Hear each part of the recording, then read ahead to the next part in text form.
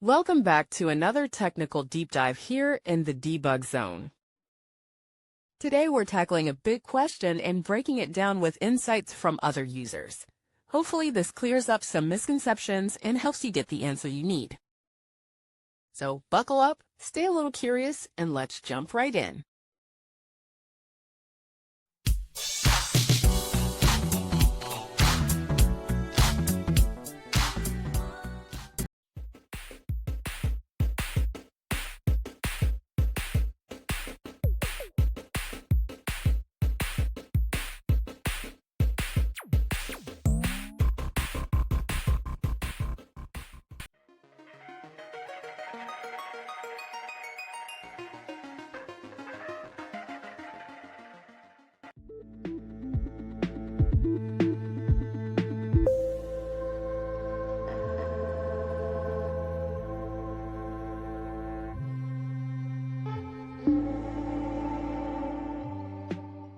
And that's a wrap.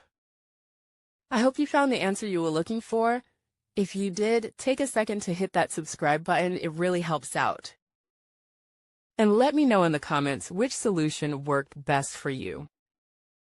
See you next time in the debug zone.